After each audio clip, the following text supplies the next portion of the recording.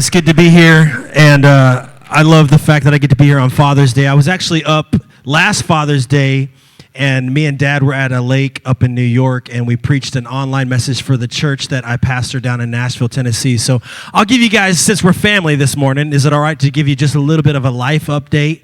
My wife is up in the balcony. My kids were down here. My son Moses, he was the one that threw me the Father's Day gift. Roger, I didn't know that you wanted 40-year-olds to come up and get their dad's gifts too, but we got him something. It's going to come later today. But yeah, so for the last 5 years, I've been in Nashville, Tennessee. We moved down there to plant a church. And, sometimes you're called in life. This is not part of the message today, but Roger's preached, my dad's preached. You're getting 3 for 1 today, okay? So, honestly, life moves in seasons. And God will give you an assignment that's tied to a season. Now, your calling, that's something that you're going to run the long run with. I'm called to preach the gospel, to make disciples. I think we're all called to make disciples from what Jesus said. Go into the earth and make disciples. So all of us have that part as our calling, but your calling is something that you're going to carry with you into every fabric of life, whether it's your job, your relationships, your family. But an assignment is something that's tied to specific seasons of your life. And some assignments are sprints. They're really quick. They don't last very long. You're just called to do something very quickly. Others are marathons. Now, that's a long assignment, maybe a lifelong assignment.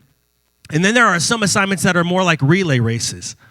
And that's when you're called to do something for a time and then hand the baton off to somebody else who's supposed to run that next leg of the race. And about a year ago, Sarah and I, we realized that this church planting calling that we had, this assignment that we had, was in fact a relay race. And we had been running our leg since 2017. We moved to Nashville, Tennessee to plant this church called Bridges Nashville.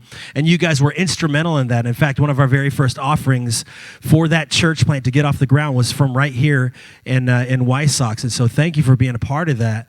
And we've been planting and pastoring, raising up a team. And about 4 months ago, had some awesome conversations with a guy that we've known for 15 years. He was actually our pastor before we moved to D.C. in 2010. And he had kind of been traveling the country, speaking at high schools and colleges and even to business leaders.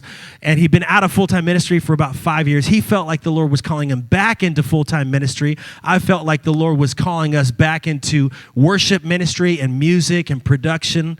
And so kind of this crazy crossover. And I realized during a lunch, having hot chicken in Nashville, I mean, that's anointed, right? And I realized that, man, I think this is the baton handoff. And so literally, May 1st, we did this leadership transition at our church. His name is Adonis Lindsay. He's pastoring. Already the church has doubled in size. I think God's hand is on it. His blessing is on it. All of our staff stayed on during the transition. It's been healthy. It's been amazing. And now we're stepping into this new assignment, this next season that God's called us into, which is worship and music ministry. So really for most of this summer, I've been traveling. But how many, with little kids, I don't want to be gone every weekend, so I'm excited they could be here with us today. But most weekends I do fly or I drive somewhere. And so we've just kind of been asking God, what's the long-term plan here? And we didn't put our resume out anywhere, but God just began to open this incredible door in Virginia. So kind of going back home, it's in the Richmond, Virginia area. It's a church called Destination Church. And there's so many amazing prophetic moments during this season where we've been asking what is next for us. And so just excited about that. And we'll see what the Lord does, but I really believe that the best is yet to come. How many of you know that when you're called by God, he doesn't ever call you to less or to step back, right? He always calls you to more because it causes you to have more faith, more trust, and you have to believe in him for greater things. And I believe that that's what he's calling us to, and so we're excited about that. That's a little bit of a Instagram version, not the Facebook, the long post kind of thing. So we are excited to be here and excited for this next season. And really what God has been doing in my life is just pouring out this desire to see worship in his people. John Piper once said, "Why does missions exist? Because worship doesn't." And if we would truly understand what the heart of worship is, if we would truly understand what it means to worship God with an authentic spirit, to live lives of worship. Jesus is looking for those who would worship the Father in spirit and in truth. I think if we had revival would break out. A lot of people are preaching about revival. We see that word all over the place. And really what revival is just exactly what it sounds like. You revive something that's dead and you bring it back to life. And I don't know about you guys, but I've seen a few churches as I've traveled that probably need a little bit of resuscitation. And not this church.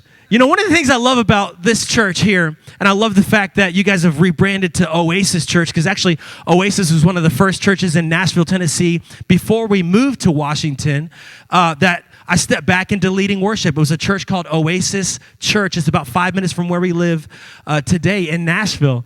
And man, it's just an amazing metaphor that there is life in the midst of desert, that there is new breath coming to this area. And if I can just speak prophetically for a moment, man, I really believe that Oasis is not just a nice name or a great sign or even for a season, but it's for the long term of this church and this community, and that life will be breathed back in here, because that's the job of the church.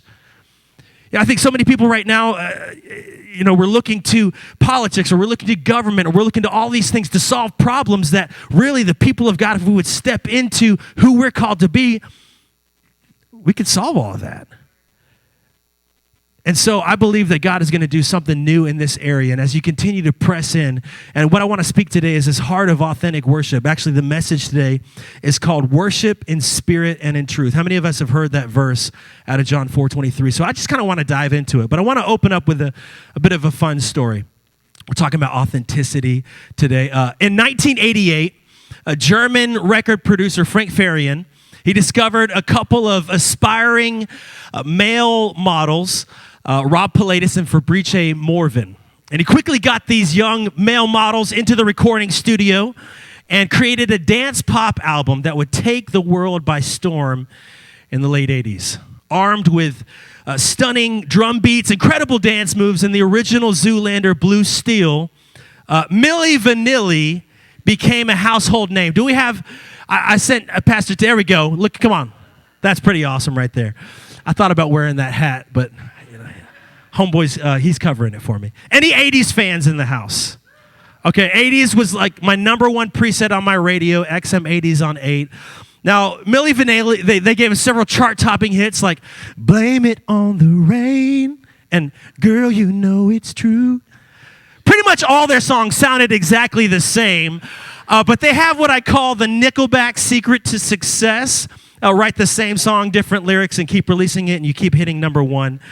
Now, this dynamic duo would go on to sell 30 million singles.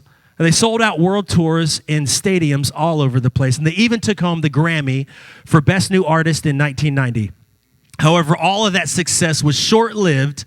When on a live concert in front of millions of adoring fans on MTV, it came out that they were singing to a backtrack being played behind a curtain on stage. They had been lip-syncing the entire time.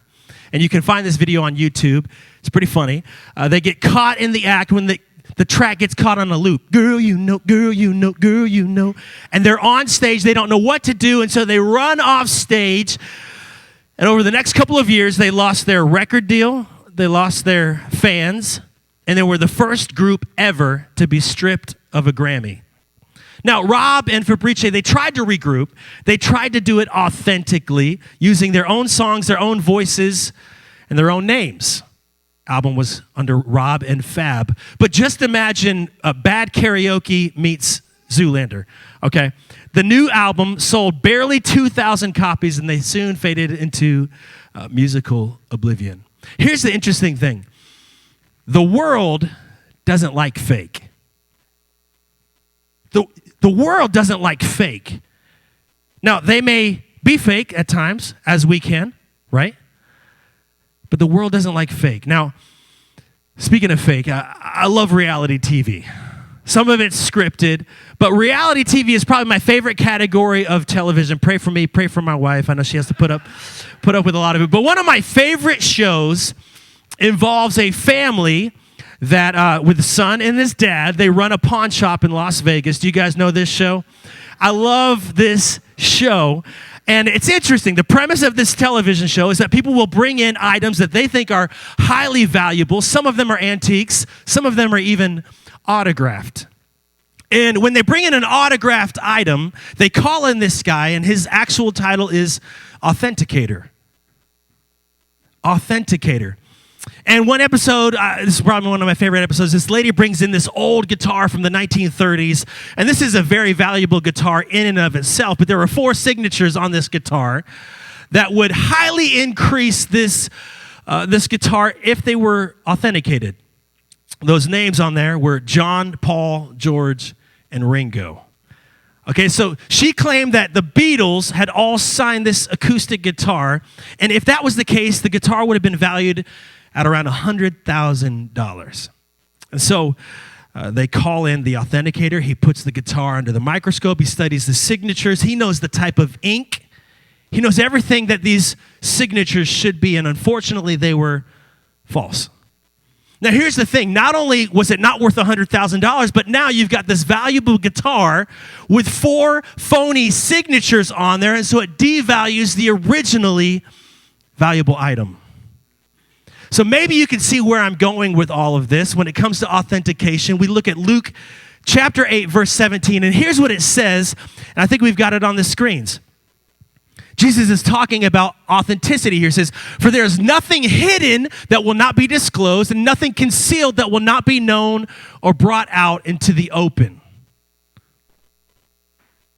Now, authenticity, it's kind of become a buzzword in culture, right? You see a lot of brands using it. In fact, there's one brand that's based in Ohio, but they brand themselves as a surf brand, and they say authentic surf gear.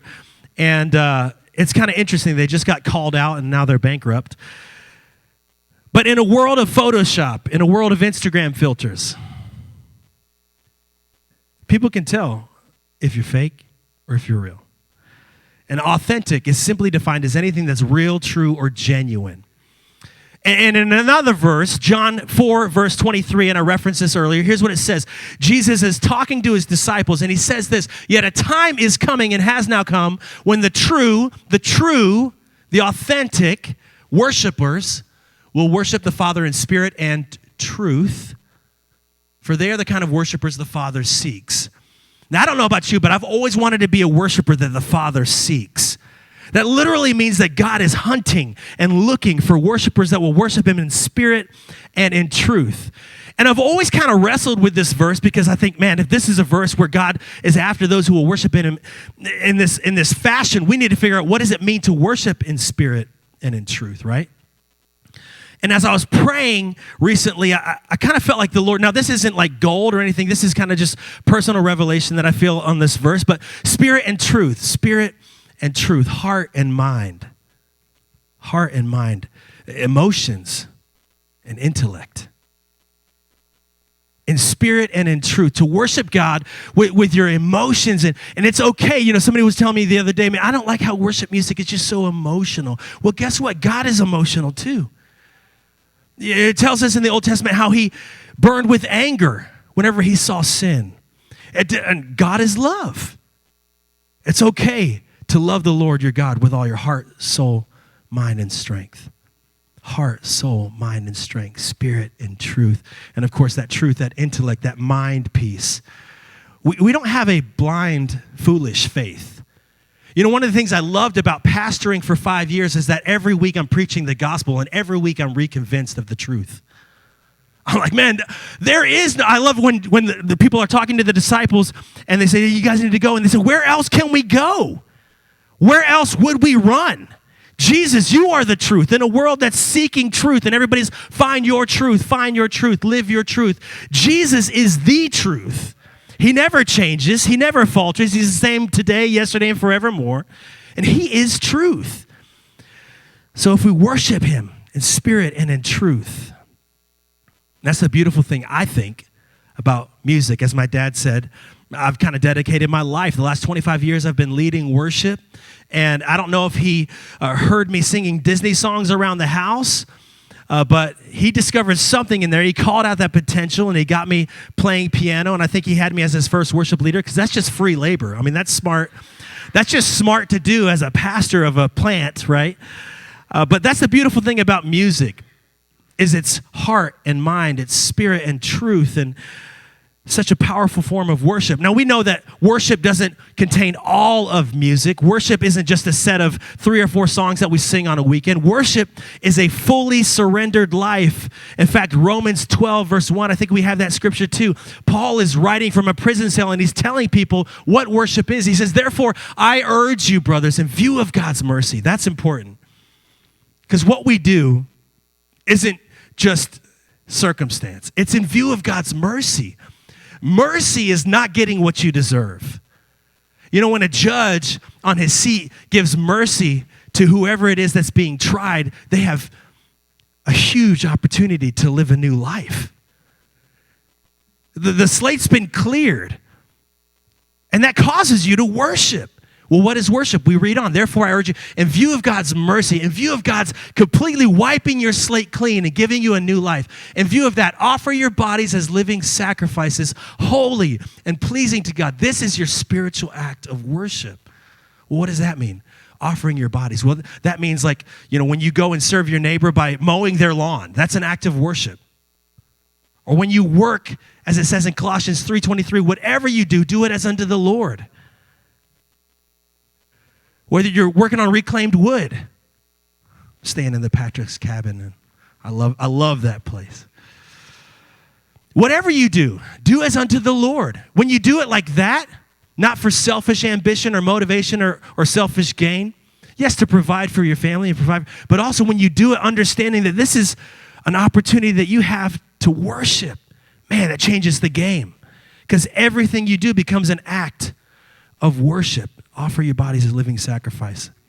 When our kids were younger, they're 8 and 10 now, and if you see them, they're a ball full of energy. They're amazing. I love them. My daughter, I mean, we've prayed over my kids. Now, for Father's Day, I do want to say, man, pray over your kids. We've been very intentional with our prayers for our kids. My daughter is 10 years old now, and ever since she was in the womb, I prayed over her. God, give her the beauty and favor of Esther. Really regretting that right now. I said, Lord, give her the strength and courage of Samson. Regretting that too. She is bold and she is stubborn, okay? And then that last part, it's a 3-part prayer. It says, give her the heart of worship of David. And when I look out and I see her just lifting her hands or singing worship songs around the house, I'm realizing that those prayers 10 years later are starting to come true and starting to manifest. So pray for your kids.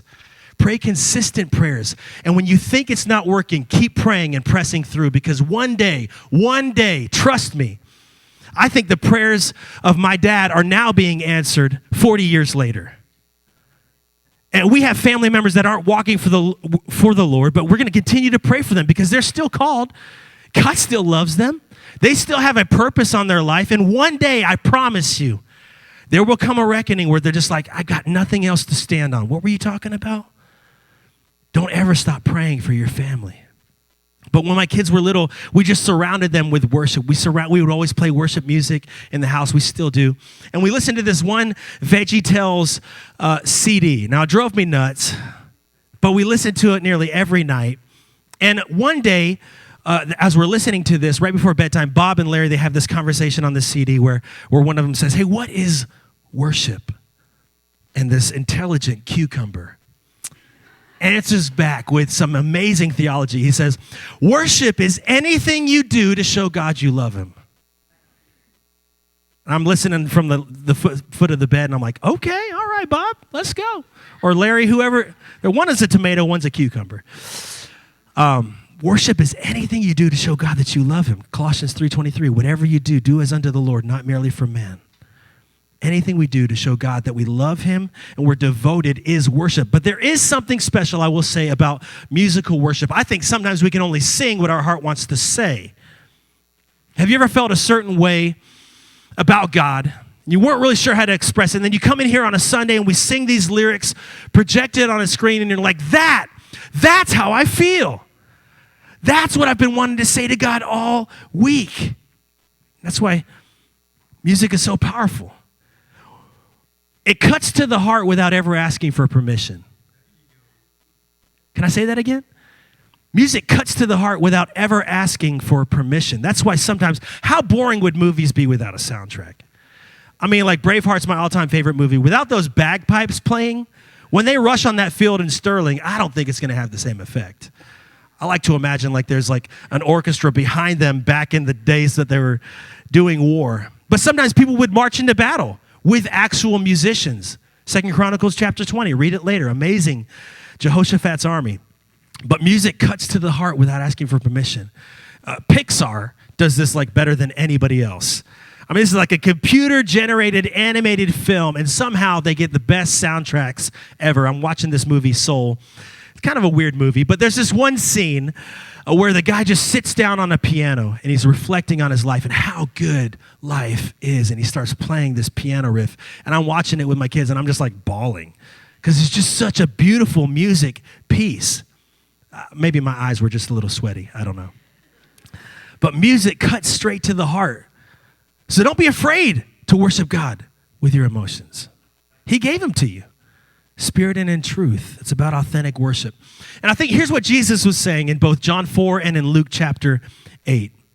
He's talking about spirit and truth. He's talking about that nothing's done in secret that won't be brought into the light. He's saying you can't live a double life. Who you are when no one's watching will eventually pour out when everyone's watching. The passion that you worship God in private will inform your public worship.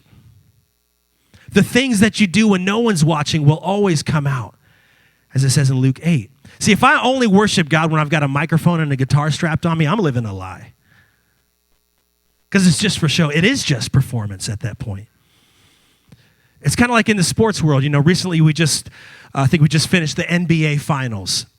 Now, truth be told, I haven't watched the NBA since Jordan played, and I can remember the Chicago Bulls and their dynasty, and it was amazing, and there's some awesome documentaries out about that era. I just love the dedication that Jordan had to excellence. He was the best at what he did. And they would practice when there were no cameras around. They would go into the gym at 5 a.m. and do these workouts. Jordan would stay afterwards practicing free throws after a 3-hour practice with the whole team. They would tune their diets to life around a basketball so that when that moment came that really mattered, in the fourth quarter, with the cameras on and the ball was passed to them, they were ready. And this is what I call a devoted life. You know, we talk about living a devoted life. We talk about devotions. We talk about being devoted, as it says in Acts chapter 2. I think the problem with much of the church is that we want the results of a devoted life without the devotion. That we want all of the fruit without actually being a farmer. We want to experience the peace and the power and the presence of God, but we never really want to spend time with Him. We don't want to live as a disciple, but that's where a discipline kicks in. You're a disciple of something. Everyone in life Michael Jordan was a disciple of basketball. His whole life was disciplined and tuned around a sport. What are you a disciple of? Who are you a disciple of? Jesus, he was constantly withdrawing from the crowds and spending time alone in God's presence. The Bible tells us that Jesus prayed early and alone. There's something to that. I think we can all agree that Jesus is probably the most epic prayer life of anyone that ever walked the earth, right? Early and alone. And he would spend time being filled up in his Father's presence. And I promise you this, that if you're always being filled up, you'll never run out of something to pour out. If you're always being filled up, you'll never run out of something to pour out. And so Jesus displayed this life of worship beautifully. And Jesus was walking the earth 2,000 plus years ago in a culture that was dominated by false gods. I mean, if you look at ancient Rome, they have a god for every day of the week, everything you could imagine. And he was saying these words from John 4 and Luke 8. in a culture that was dominated by false God. And then the people that were claiming to live for the one true God were often just doing so on the outside to look nice and pretty for everybody else. They're the Sadducees and Pharisees, and today we would call them maybe hypocrites. But it's easy for us to criticize reading the Bible, but sometimes when we point the finger back at ourselves, we realize, man, am I doing that? Am I just going to church on Sunday to check off a box and going back to my Monday through Saturday life that looks just like everybody else? You know, Jesus in Matthew chapter 23 called these people whitewashed tombs. Think about that. Whitewashed. It was nice on the outside, but it was a tomb there was death. There was nothing producing life on the inside. And I can remember my dad telling me a little bit about his first job as a dairy farmer right here in PA. And they do a little bit of whitewashing, right? Get all these cows together. Yeah, they produce milk. That's good stuff. But they produce a couple other things that aren't so nice and pretty, and they make a mess on the walls. So every couple of years, you'd have to go in there and just wash it white. So it's like, hey, we don't have to look at that. But if you dig a little deep, if you get a little closer, if you do a little inspection, you start to see that it's just pretty on the outside, but underneath, it's not so pretty. See, authentic worship doesn't just whitewash to look good on the outside. Can I tell you a secret? God knows your junk. So just bring it to him. Lay it at the foot of the cross. Be honest with him. He can handle it. He wants you to come to him with all that you are. Your struggles, your joys, your hardships, your triumphs, your anxieties, the things that hold you back. He wants you to lay it at his feet because he's paid for it. It's already been paid for. Authentic worship doesn't hold anything back. And I think that's kind of the thing that we learn in the world. Like, hey, hide your stuff. Look good on the outside. I mean, I love watching documentaries, and I love reading books about people. And oftentimes what I find is, like, in public, they were one way, but in secret, they were another way with their family, with their kids, with themselves. And eventually it would come out. And that's exactly what Jesus is telling us. Everywhere we look, in sports, it seems like some of our favorite players are found to be taking performance-enhancing drugs, or in the business world, there's like a lot of scandal happening. Politics, I don't even need to say anything this morning about that. But sadly, even in our Christian world, there's been pastors making headlines for not the greatest reasons. And social media doesn't help the situation at all, does it? You know, through social media, we can present who we want the world to think we are. We can put the right filters on there. You know, I'm probably going to take my wife out to a really nice restaurant on Friday. It's our anniversary. I might post a picture of that meal, but I'm not posting that Tuesday afternoon peanut butter and jelly, right? I mean, we post who we want the world to see us as. We might be going through a battlefield inside, but it looks like we got it all together. I think we all know somebody who's going through that. Everyone you know is either going through a battle, or they just got out of one, or they're about to head into one. But life is battles and blessings. Life is battles and blessings. See, I'm in a battle right now. Like, I have no idea where we're going to live when we relocate. I have no idea exactly what life is going to look like. We don't know where our kids are going to go. I'm not sure what Sarah's going to do. There's a little bit of a battle in that. But there's also blessing. It's like, you know, at the end of the day, man, we have our health. God's given us a calling. He's given us an opportunity. He's leading the way. Where he leads, there is fruit. We're going to step into that with trust. Authentic worship. There's this word, it's the Hebrew word for worship. It's avodah. Avodah. And it translates into your daily living. So right then and there, we see that worship has everything to do with how you live your everyday life. That Romans 12, verse 1, in view of God's mercy, battles and blessing. Offer your bodies as a sacrifice, battles and blessing. It's the 6 days and 21 hours outside of a church service that really make worship authentic. And then when we come in here, man, it's like we get to just declare. There's something so important about corporate worship. And what I mean by that is just when the church comes together. The body of Christ coming together. When we sing a song like we sang this morning, and I knew it was Father's Day. I knew we were doing Good, Good Father. You can't not do that song.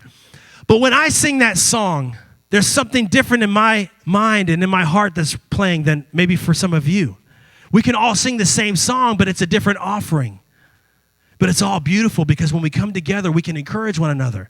I love the fact that you guys have a fellowship hall right across, and we're having coffee and we're catching up, and afterwards we'll hang out for a little bit. I mean, that's when the body of Christ comes together and encourages one another. I think one thing that COVID showed us, right, in the thick of it, when everybody was on lockdown, was like, man, we need each other. It doesn't matter if you're extroverted, introverted, we need each other. So when we come together and we live out the worship that we've been living for 6 days, we sing it out as the church.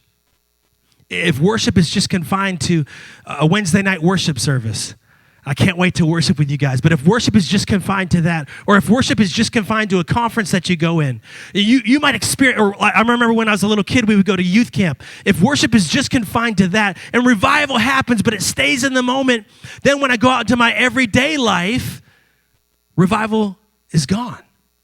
I can't let it just stay in the moment. I have to live this daily life of worship. We need revival to change our very hearts. And here's what worship does that excites me more than anything else. It instills identity. Did you know that? Like you will worship God. You were created to worship. In heaven, I don't think there's going to be a ton of messages preached, but there's going to be a lot of worship. And sometimes I hear that, I'm like, oh man, that means that we're just going to be singing Kumbaya for like eternity. No, I just told you what worship is. It's not confined to singing. Worship is our eternal identity. Here's what I love. 1 Peter 2, verse 9. This is an identity verse. But you are a chosen people, a royal priesthood, a holy nation, a people belonging to God, that you may declare the praises. That's what we just did. That you may declare the praises of him who called you out of darkness and into his wonderful light. That's who you are. Keep that on the screen for a little bit. Chosen. There may be somebody in this room that feels neglected, left out, abandoned. And I want to tell you today, you're chosen. There may be somebody here who has just been beat down their whole life and been told, you're worthless, you're nothing. I want to tell you, you're royal. We're princes and princesses, daughters and sons of a king. That second word in that, priesthood. I'm going to unpack that in just a little bit. But you're a royal priesthood, a holy nation. Hey, we may live in the United States, but we are of a different kingdom. Holy means set apart. When culture's falling apart, we're not. You know, I watch shows like The Chosen with my kids, and it's awesome, but then a commercial comes on and it's anything but biblical. And immediately I have to remember that we're a holy nation living in an unholy one. And I'm praying for our country. I'm praying for our leadership. Trust me, we all need to be praying, right? Just drive by a gas station. You need to kick them prayers up. But we are a holy nation. So here's what we do with our kids. Every time something comes on the TV that goes against a kingdom culture, I pause it. I don't run from it. And my daughter, she says, Dad, that was weird. That's different. And I said, you know, the world, Nora, my 10-year-old, the world is a confused place, but the people of God's not confused. Culture is confusing, but in this house, we're not confused. Mommy and Daddy, we know who we are. Culture may be confused. Now, we don't judge them. We don't make fun of them. We don't laugh at anybody who doesn't believe this way. We just live a life of example and invite them into it. The Christian life is example and invitation. And there will come a day when that example will be recognized and that invitation will be taken up. So this is an identity verse. We are a royal priesthood. I'm coming in for a landing, I promise. Worship is a three-part message. It sends a message to God telling him he's worthy. It sends a message to the enemy telling him he's defeated. And it sends a message to ourselves reminding us of our own identity. We're called to worship. We're called to worship. So I just want to close with three simple thoughts. That royal priesthood, you might be unpacking that a little bit. How am I a priesthood? How am I a part of this priesthood? And I want to just look back in the Old Testament. We've been hanging out and camping out in the New Testament all morning, but there's a verse where this might make a little bit more sense when you realize that it's preached in light of Jesus with the Old Testament behind him. In Deuteronomy chapter 10, Moses gives this three-part calling to the Levites. Now, there was 12 tribes of Israel. The Levites were that priesthood tribe. They were kind of like the early church staff. Like they were over all of the sacrifices. They were over the worship. They set up the tabernacle. They tore it down when they moved from place to place. And in Deuteronomy chapter 10, Moses gives this charge to the priesthood, to the Levites.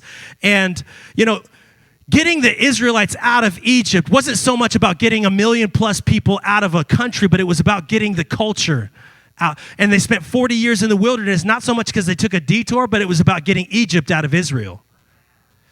He had to give them a new culture. He had to remind the people of God after 400 plus years of slavery who they were.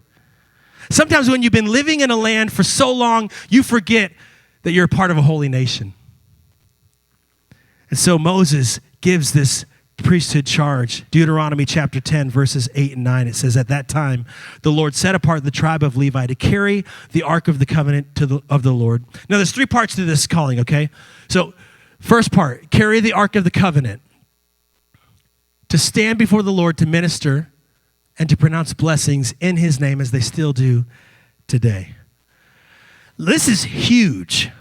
Now, we get to read this passage from the Old Testament in light of Jesus when in 1 Peter 2, verse 9, Peter, one of Jesus' closest friends, calls the early church a royal priesthood. That's for us today.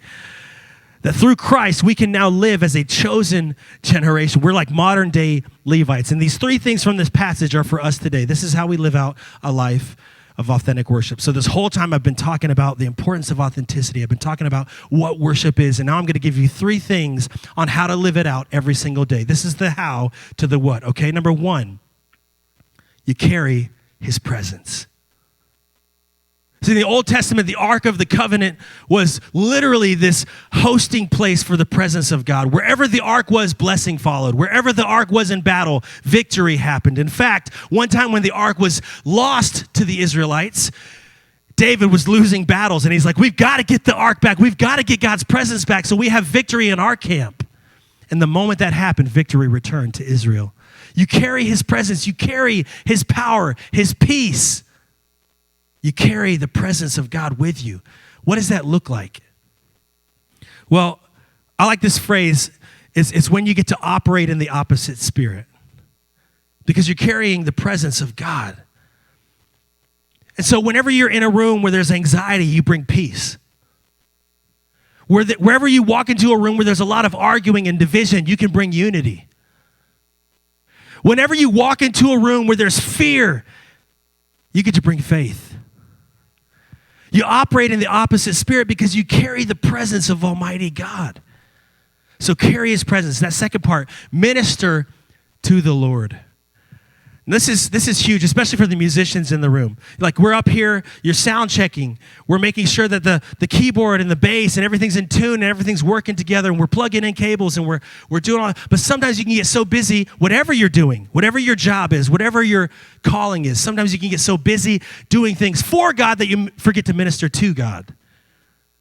So sometimes even as I'm traveling and I'm preaching and I'm focused fully on the gospel, Lord, please help this message to make sense. I get so into what I'm doing that I forget to be and just to minister to the Lord. That's why that early and alone is so important in your prayer life. Just thank God. Serve him any way you can. And that third one is so huge. In a cancel culture, listen, if you live this out, you pronounce blessings in his name, the world will pay attention. It's so easy to pronounce cursings on people. It's so easy to just downplay everybody and everything, especially in a day and age where it's everywhere. But we're a holy nation. We're set apart. We're called to pronounce blessings. I love to talk good about people behind their back because that always makes it back to you. Pronounce blessings. What if you made the focus of your everyday these three things, this Levitical call to carry God's presence every morning in your prayer closet, wherever you pray. If it's my back deck is like my sanctuary. God, fill me with your spirit today. Fill me with your presence so that wherever I go out, I can pour out your presence. Because I'm going to come right back to you tomorrow morning. Get filled up again. Carry his presence. Minister to God. Hey, in your drive from one place to the next, instead of turning the radio on, what if you, God, thank you so much for this beautiful day. Thank you for this weather. It was 100 degrees in Nashville like 2 days ago. God, I thank you for the 65-degree weather this morning.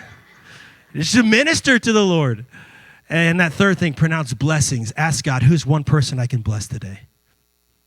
Who's one person that I can tell them, you know what? You're awesome at what you do. Hey, I saw when you thought no one saw it. Man, I saw that. Man, good on you. That's awesome. Bless you. Or what's really fun is to bless people in another way. The next person behind you in line, pay for their meal.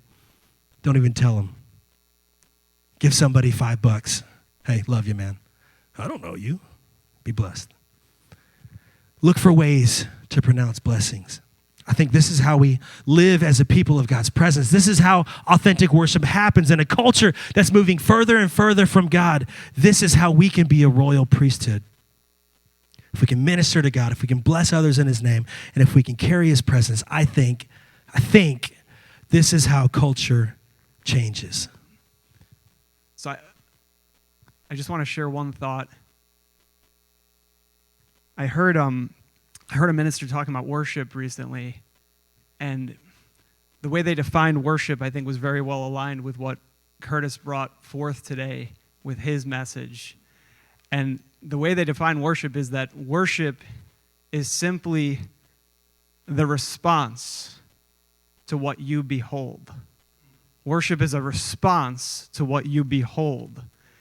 And the example he gave is, look, if we were out in the parking lot, and for me, this doesn't mean too much, but for most of you, it probably will.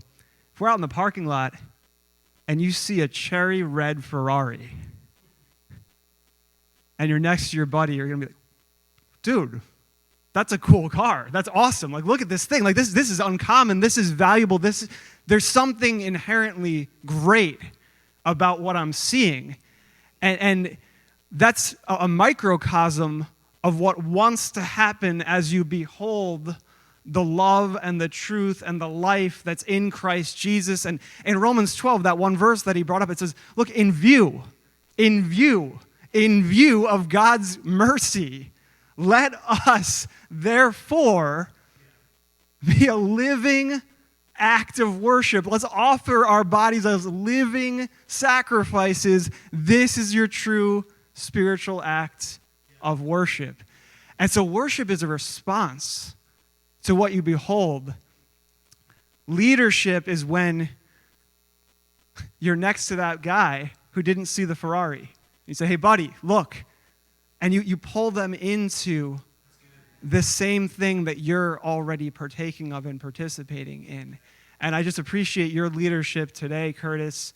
And, it's his kindness, it's his goodness that leads you to repentance, to a change of your mind, to your thoughts.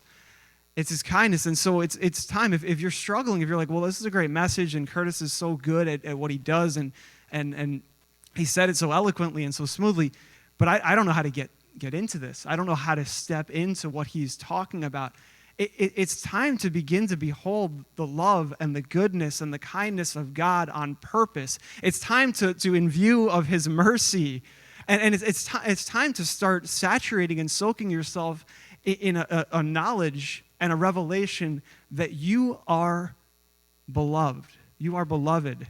You are beloved in him. And that's really how Roger started today's meeting. He said, look, he's a good father, and you're beloved by him. That's all you really need to know. That's worship. You want to figure out how to worship, that's it right there.